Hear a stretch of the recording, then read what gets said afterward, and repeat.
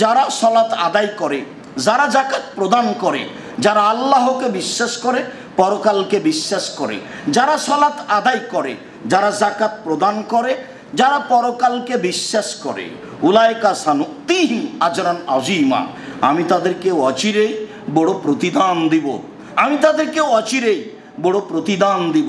অত্র আয়াতে আল্লাহ তাআলা যাকাত প্রদানকারীকে বড় প্রতিদান দিবেন বলে কোরআন মাজিদে ঘোষণা করেছেন। আল্লাহ তাআলা বলেন, ওমা আতাইতুম মিন যাকাতিন তুরিদুনা ওয়াজহাল্লাহ, তোমরা যারা আল্লাহকে সন্তুষ্ট করার জন্য যাকাত প্রদান করো, তাহলে মনে করতে হবে না যে আমি বাধ্য হয়েই দিচ্ছি, মনটা চাচ্ছে না। আপনার তো 2-4-5 হাজার টাকা না হয় যাকাত, যাদের কোটি কোটি টাকা যাকাত, এটা তো তার জন্য সহজ নয়। তো যাকাতটা প্রদানের সময় আল্লাহ তাআলা বলছেন যে ও যাকাত দিবে আল্লাহকে সন্তুষ্ট করার জন্য, তখন ফাউলাইকা হুমুল মুযিফুন, তারা হবে দ্বিগুণ শতগুণ হাজারো গুণ নেকির মালিক। এ আমি বলিনি এই কথা, আল্লাহর নবী মুহাম্মদ সাল্লাল্লাহু আলাইহি ওয়াসাল্লাম বলেননি এই কথা, এই কথা আল্লাহ তাআলা বলেন। যারা যাকাত দেবে আল্লাহকে সন্তুষ্ট করার জন্য, বাধ্য হয়ে নয়, মনটা খারাপ করে নয়, দেওয়াই লাগবে, আলেম ওলামা বলেন সেই জন্য দিচ্ছি, নইলে এত পরিশ্রম করে এত টাকা যাকাত দেওয়া যায়, এইটা নয়, আমি দিচ্ছি আল্লাহকে সন্তুষ্ট করার জন্য, তখন সে দ্বিগুণ শতগুণ হাজারো গুণ নেকির মালিক হবে। এই কথা আল্লাহ তাআলা বলেন। সংক্ষিপ্তভাবে বুঝছিলাম যাকাতের ফজিলত যা আল্লাহ তাআলা বলেন। চলেন দেখি রাসূল সাল্লাল্লাহু আলাইহি সাল্লাম কি বলেন যাকাত দিলে। উমামা বাহিলি রাদিয়াল্লাহু তাআলা আনহু বলেন, রাসূল সাল্লাল্লাহু আলাইহি ওয়াসাল্লাম বলেছেন, সাল্লু খামসাকুম, পৃথিবীর মানুষ 5 ওয়াক্ত সালাত আদায় করো, সুমু শাহরাকুম, রমজান মাসে সিয়াম পালন করো, ওয়াদ্দু যাকাত আমওয়ালাইকুম, আর তোমাদের সম্পদের যাকাত প্রদান করো, তাদখুলু জান্নাত রাব্বিকুম, তাহলে তোমরা তোমাদের প্রতিপালকের জান্নাতে চলে যাওয়া। এই কথা মুহাম্মদ সাল্লাল্লাহু আলাইহি সাল্লাম বলেন। তাতে তিনি 1 নম্বরে সালাত আদায় করতে বললেন, 2 নম্বরে রমজান মাসের সিয়াম পালন করতে বললেন, আর 3 নম্বরে যাকাত দিতে বললেন। তাতে তিনি ফলাফলে বললেন যে তাহলে তোমরা সহজেই সুন্দরভাবে জান্নাতে চলে যাবে। আবু হুরায়রা রাদিয়াল্লাহু তাআলা আনহু বলেন, রাসূল সাল্লাল্লাহু আলাইহি ওয়াসাল্লামের নিকট একজন পল্লীর বেদুইন অশিক্ষিত গাঁওয়ার মানুষ আসলো, যে পড়াশোনা জানে না, এসেই বলছে, দুল্লানি আলা আমালিন, এই যে আমল তো দাখালতুল জান্নাত। পল্লীর মানুষ হঠাৎ করে এসে বলছে, একটা আমলের কথা বলেন যাতে আমি জান্নাতে চলে যাব, একটা আমলের কথা বলেন যাতে আমি জান্নাতে চলে যাব, এটা তার কথা। আল্লাহ রাসূল বলা শুরু করলেন, তা'বুদুল্লাহ ওয়ালা তুশরিকু বিহি শাইআ, হ্যাঁ, এক আল্লাহর ইবাদত করো, তার সাথে বিন্দু মাত্র শরীক করো না, 1।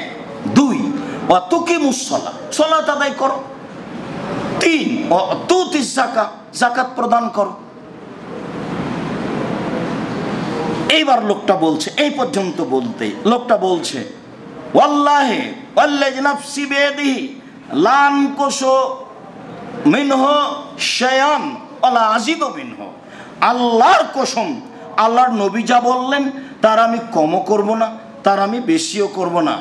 আল্লাহে, আল্লাহর কসম, আল্লাহর নবী যা বললেন তার আমি কমও করব না, তার আমি বেশিও করব না।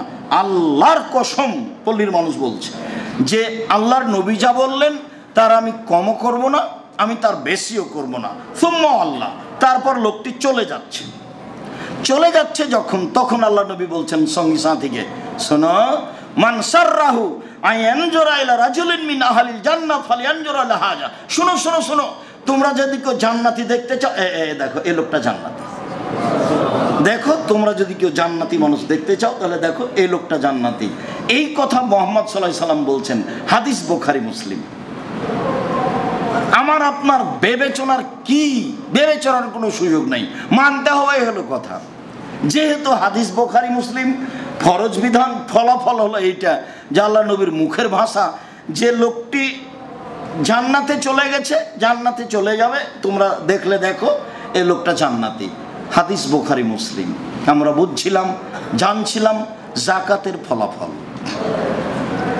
আমর ইবনে আল মুররা আল জোহানি বলেন, যা রাজুলুন মিন কোজা ইলা নবী সাল্লাল্লাহু আলাইহি সাল্লাম, কোজা বংশের একটা লোক রাসূলের কাছে আসলো, এসে বলছে, আশহাদু আল্লা ইলাহা ইল্লাল্লাহ ওয়া আন্নাকা রাসূলুল্লাহ, আমি সাক্ষ্য দিচ্ছি যে আল্লাহ ছাড়া কোনো মাবুদ নেই, আমি সাক্ষ্য দিচ্ছি আপনি আল্লাহর রাসূল। এভাবে বলছে লোকটা, এসে বলছে আমি সাক্ষ্য দিচ্ছি আল্লাহ ছাড়া কোনো মাবুদ নেই, আমি সাক্ষ্য দিচ্ছি আপনি আল্লাহর রাসূল।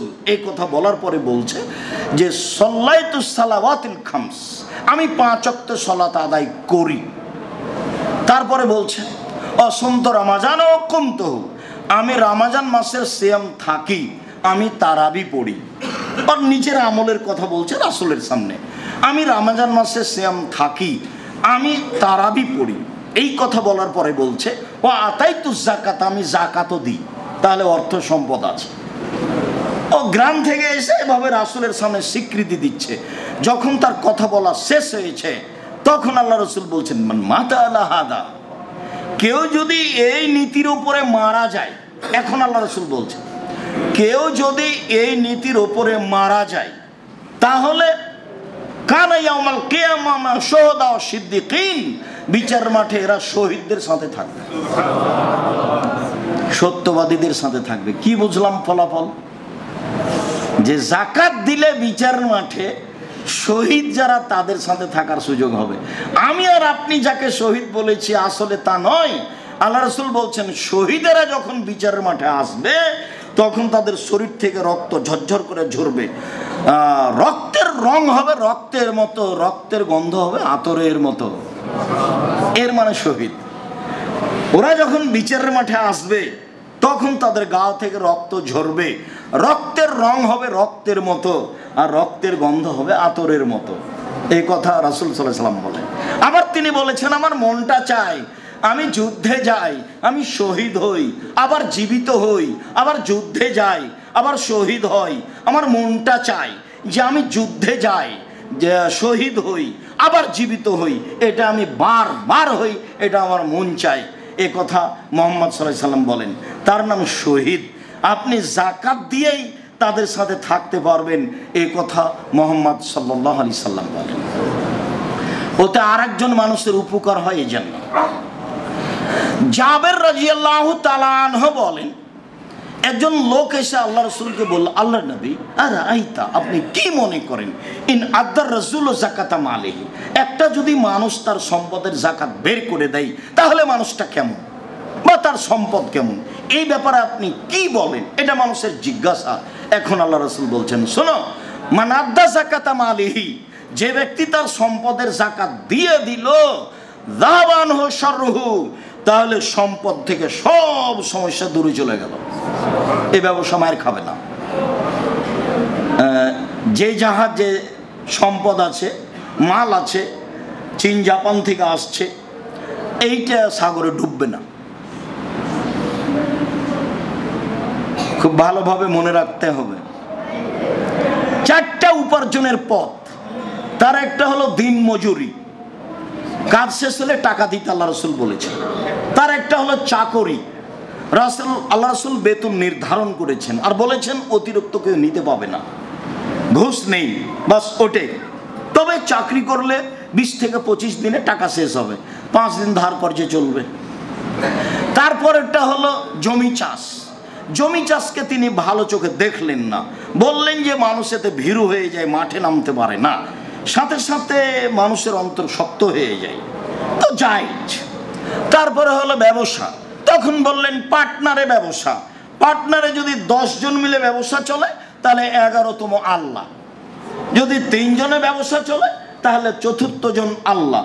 যখনই তাদের মধ্যে একটু গন্ডগোল হয়, কেউ টাকা একটু নিয়ে নেয়, তখন আল্লাহ বলে ও আত্মসাৎ হয়ে গেল, তাহলে আর আমি থাকলাম না, তোমরা থাকো, আমি গেলাম। এতে বরকত বেশি, কিন্তু টিকে থাকা খুব কঠিন।